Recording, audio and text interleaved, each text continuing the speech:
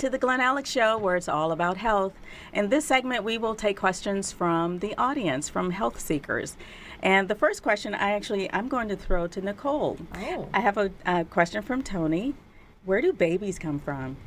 Where do babies come from? That's the question? Yes. Well, when a man and a woman love each other very, very much, they hold each other in a very special way. I love it. I love it. Okay, this is a more serious question. Okay. This one is from Chiqui. Okay. What are your thoughts about intermittent fasting? What are the pros and cons? Oh. So I know there's a lot of people that are into intermittent fasting, and I haven't done any new recent research on this, but I had a boyfriend 2 years ago that was a huge fan of it. I am not a fan of intermittent fasting. Because? A couple of things. Now, I think there's different types of fasting. So for me, my background, I'm not currently practicing LDS, but I was born and raised LDS. Okay. And it is our religious practice to at least once a month, or when other deep spiritual things come up, once a month, the first Sunday of the month, we fast for the first 2 meals of the day. And this is accompanied with prayer and meditation. It's done with the group oftentimes because you go to church on Fast Sunday. That's why they call it Fast Sunday. And it's a testimony meeting where they share their testimony of the gospel and their spirituality. And then that money that you saved from not purchasing those 2 meals, you're supposed to donate at least that or more to the church. Okay. So it's a higher purpose fast. It's not a health fast. It's a spiritual fast. What I have found when people do the intermittent fasting, that their blood sugar goes up and down, they tend to crave and binge, and they get a little bit nutty. You get tired, you get lethargic, you don't feel good. Yes. So I'm not a fan of fasting. I don't think it's medically proven, and I think it makes you feel like crap, which is different than fasting for a medical reason or for a spiritual reason. Well, and I think that you're right. The purpose of the fast is really important. If you're fasting and starving yourself to lose weight, that's a problem. I'm totally against that. As far as intermittent fasting for health issues, I think that could be very much beneficial. Like for my food allergies, my system gets toxic very quickly. Mm-hmm. It gets congested. It gets problematic, and it causes other issues for me. So I do need to reduce my calorie intake significantly from time to time just to give my system a break. So in that regard, the purpose of it is very important, very crucial. Sure. And the spiritual fasting will have other benefits as well. Yeah. Not just what your devotion to God, but it will have it can be a part of a mental cleanse. It can. The physical cleanse as well.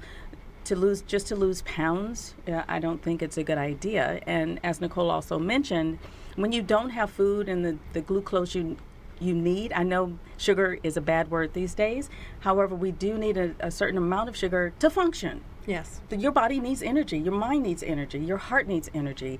And if we don't have enough glucose in our system, then we could have the energy fluctuations, and you might lose focus when you're driving. Yeah, pass out, glucose, electrolytes, all of that. Yes. So your intention is critical, and timing is very important as well. Good question. So, that was a great question. Yeah. Thank you for the answer. Yeah. I didn't know all that. Yeah. See, I'm learning too. There you go.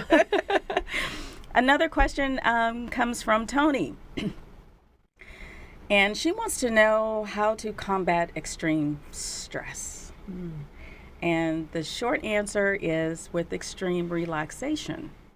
Now, how you get to that relaxation, there are so many options out there. There's meditation, there's yoga, there is the debriefing with counseling. Just to have someone to share your experiences with, and that will relieve you as well.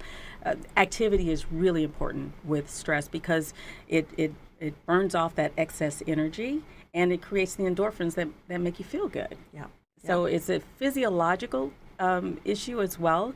So again, you combat extreme stress with extreme relaxation and finding a practice that fits for you and in your lifestyle that will help you maintain some emotional equilibrium. Perfect. Okay. I found that kayaking on Lake Mead on the first of the year. Oh, that looked really fun. Beautiful environment. Really I was stressed. I was pissy the night before. I'm like, oh, I'm alone. And woke up with a bad attitude. And for me, I put myself into nature, do something physical, and it was very It's perfect. And Just what water, the doctor that ordered. big bodies of water can have a soothing effect as well, and Yeah. which is why I try to get to the ocean as much as I can when I'm in California. Nice. Toes in Yeah. the sand. Yes. Highly recommended. Yes. Great question, Tony. Thank you. We have one more. Okay. This one comes from Mike, and he wants to know the role played by diet and exercise, how those fit into one's emotional well-being. Want to take that one? Well, I think that for each person it's different. For me, it is very much nutrition, diet, exercise is very much wrapped up in my emotional health. If I do not feel like I have energy, if I'm proud of myself for what I've done that day, it directly relates to my mood. Now, I'm not a doctor. But you play one on TV. I play one on TV. But I mean, that's why we hear the term emotional eater. You you try to find your answers in the bottom of the container of the Ben and Jerry's. Yes, yes. They're not there. They are not there. But yeah, so I think that diet, exercise, nutrition is very much wrapped up in one's emotional well-being. Just what you just said with the stress. Yes. You become stressed out, and if you are taking care of yourself, if you're exercising, if you're going and getting that regular massage, if you are putting good things into your body, you're going to feel good. And when you feel good, You did makes good. for happiness. Yes, it does. And I'll add to that. Let's look at it in the reverse direction. Instead of how does diet and exercise play into my emotions, let's look into how your emotions play into your diet and exercise.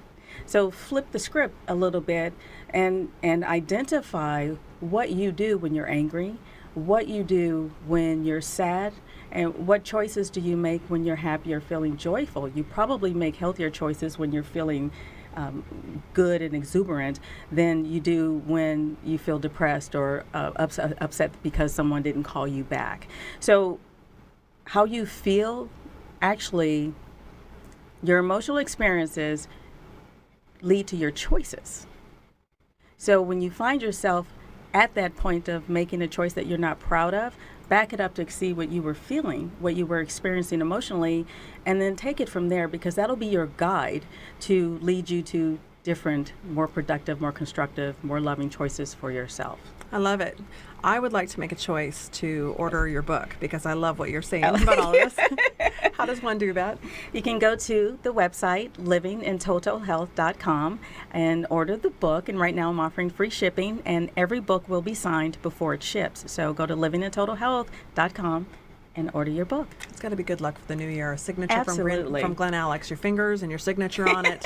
Good karma. Thank you. And thank you, Nicole, for being here. This was so much fun and such a pleasure. And thank you for watching. And we'll see you in the next show. Bye-bye.